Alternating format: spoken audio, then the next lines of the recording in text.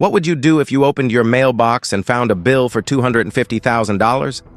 Not for a new car, not for unpaid taxes, not for a mansion, but for the way your porch light looked.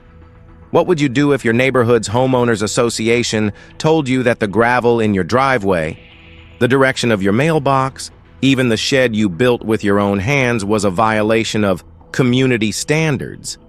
Even though your land wasn't even inside their gated community? Most people would panic. Some would give in. But one man didn't. Instead, he walked into a courtroom and revealed a truth so shocking it nearly tore a Texas neighborhood apart. The HOA that tried to break him was standing on his land. He didn't just live next door. He owned the ground beneath their million-dollar homes. This is the story of Bryson Keaton, a quiet man who wanted peace, a community determined to crush him, and a revelation that turned an entire neighborhood upside down. Bryson Keaton thought he had found peace. 52 years old, a self-made entrepreneur, he had spent years grinding through the noise of business and betrayal. All he wanted now was stillness, his own patch of Texas earth where he could sip coffee on the porch and listen to cicadas under the wide Georgetown sky. But peace didn't come in the mail that spring. What came instead were envelopes, crisp and white, stamped with the HOA's seal dot. The first was almost polite. Violation, non-standard gravel driveway. Fine, $100. The second came 2 days later. Violation, improper exterior lighting. Fine, $2,000. By the end of the EA month, the stack was thick enough to shuffle like a deck of cards. His shed, unapproved. His porch light, non-compliant. His mailbox, facing the wrong direction. The total, climbing into tens of thousands. The strangest part, Bryson's land wasn't inside the gates of their community. He wasn't a member of the HOA, but the letters did not care. When he drove past the neighborhood entrance, he saw the looks. Neighbors paused mid-conversation. Cars slowed as he mowed his yard. At the grocery store, two women stopped talking altogether when he walked past the apples. He could feel the whispers without hearing them.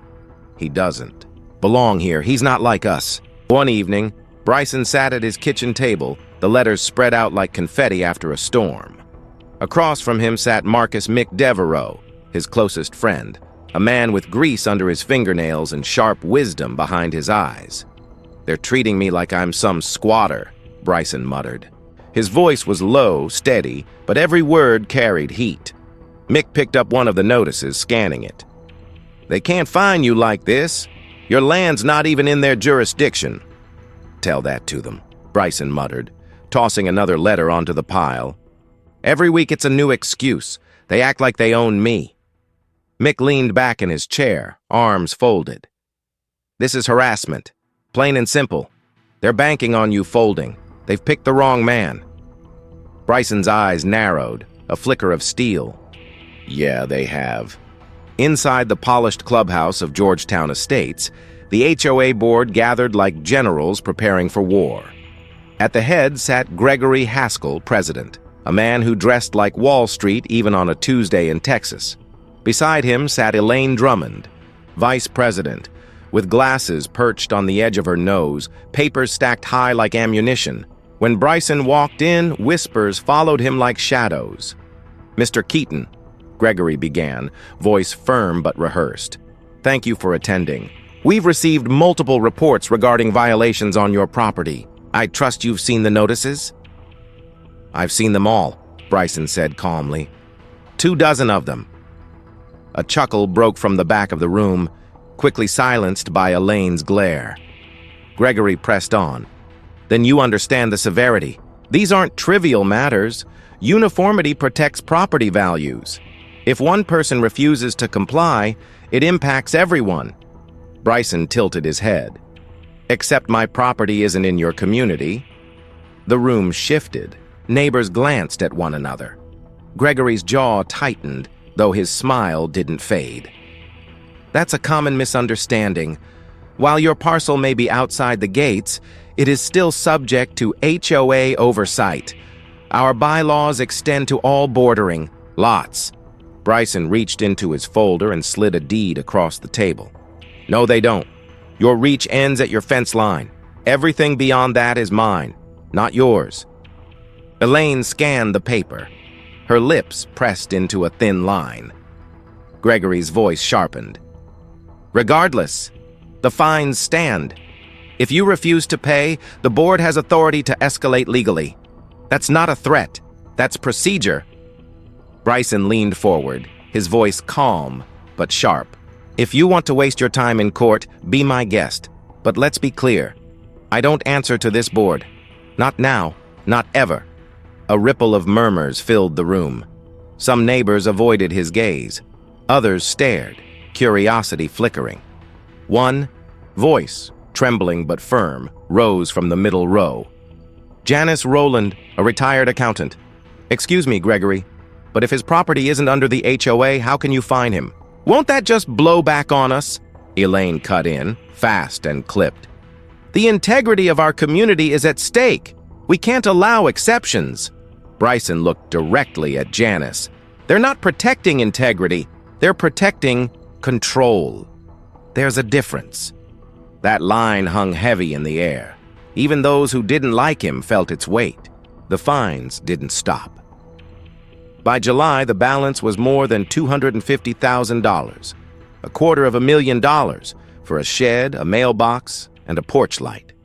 Bryson's nephew Tobias stared at the pile of letters one evening. They're charging you this much for gravel? Bryson let out a dry laugh. For gravel, for lights, for breathing too loud, if they could find that. Tobias shook his head in disbelief. This isn't rules. It's harassment. Bryson rubbed his temples. They want to bury me in paperwork until I give in. But Bryson wasn't built to give in. At the gas station, a neighbor named Caleb Morton confronted him directly. You think you're above the rules, don't you? Caleb scoffed. No, Bryson replied evenly. I just don't follow rules that don't apply to me. Caleb sneered. People like you ruin neighborhoods. Selfish. Bryson met his eyes. Selfish is when a group tries to control land they don't own. Tell your board, if they want to fight, they'll get one. The HOA finally made their move. A lawsuit in Williamson County Court. Gregory and Elaine arrived with their lawyer, Clinton Avery, a man known for aggression in small-town disputes. They sat upright at the plaintiff's table, faces calm but eyes burning. Bryson entered with Renee Callahan, a no-nonsense black attorney from Austin who specialized in real estate law. She placed her folder on the podium and gave Bryson a nod. Stay calm, she whispered. We have the facts. Let them dig their own hole. The judge, Harold Branning, called the case. Clinton rose first. Your Honor, this is a simple matter. A property owner refuses to comply with the standards of the community in which he resides. The HOA has issued notices, levied fines totaling $250,000, and seeks enforcement of those fines plus attorney's fees. Gregory sat tall, chin lifted. Elaine scribbled furiously in her notes. Then it was Renee's turn. Your Honor, this case is not about fairness. It's about overreach. The HOA has issued fines against my client for rules that do not apply to him. His land was never annexed into the subdivision. He is not, nor has he ever been, under their jurisdiction. And today we will show the HOA has no legal standing to collect a single cent. Murmurs filled the courtroom, but Renee wasn't finished. She handed the judge a series of deeds. Furthermore, Your Honor, the land beneath Georgetown Estates is owned by a holding company in which my client, Mr. Keaton, is majority shareholder. The board has spent months threatening him while standing, on property that legally traces back to him. Gasps erupted. Gregory's face turned pale. Elaine dropped her pen. The judge leaned back, silent, before speaking slowly. This presents a serious challenge to the plaintiff's standing. The revelation shattered Georgetown Estates. Some residents were horrified. One man owns the ground under our homes? Others were furious. How could the board find someone outside their authority? At the next meeting, voices clashed like thunder. In good faith, shouted Victor Landry, a contractor. You fined a man $250,000 when you had no authority. That's not good faith. That's reckless. Elaine gripped the microphone. Without rules, the community falls apart. Janice Rowland stood tall. Protecting property values doesn't mean breaking the law. If Mr. Keaton owns the land, then what happens to us? The room erupted. Shouts, accusations, fear. In the corner, Bryson sat quietly, arms crossed. He hadn't planned to come. But Mick nudged him. Look at them, Mick whispered. They're turning on each other faster than they ever turned on you. It didn't stay local for long.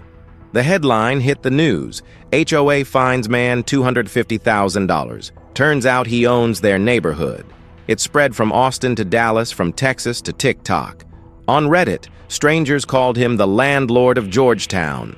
On YouTube, commentators debated, hero fighting HOA tyranny, greedy man holding neighbors hostage. Bryson shook his head at the circus. I'm just a man who wanted a shed, he muttered. But the internet doesn't care about nuance. It cares about villains and heroes. And Bryson had become both. Judge Branning's ruling was clear. The HOA had no standing. The $250,000 in fines evaporated. Gregory resigned quietly. Elaine disappeared from the scene. The HOA still existed on paper, but its influence was a shadow of what it once was. Neighbors began to wave again. Some sheepishly, some with shame in their eyes. Others avoided him still, embarrassed by how quickly they had believed the board's story. One evening, Janice knocked on Bryson's door carrying a plate of peach cobbler. You reminded us of something we forgot, she said softly. Power only works if we don't question it. Bryson smiled. That's all I wanted. Not their houses, just fairness. Bryson never used his ownership of the land as leverage. He didn't charge rent. He didn't issue threats. He never flexed the power he technically held. He simply lived his life, mowing his yard, fixing his shed, sipping coffee on his porch. The real battle wasn't about driveways or mailboxes. It was about something deeper. It was about racism disguised as rules, about authority cloaked in the language of standards, about the way power operates when nobody questions it. As Bryson told a local reporter months later, I'm not a hero. I'm not a villain either. I'm proof that you should always read the papers you sign and never let someone else decide what's fair without looking at the facts yourself. The lesson of Georgetown Estates is simple but powerful. Question authority. Know your rights. And never assume someone has your best interest at heart just because they say they do. Because sometimes the people writing the rules aren't standing on solid ground. Sometimes they're standing on yours.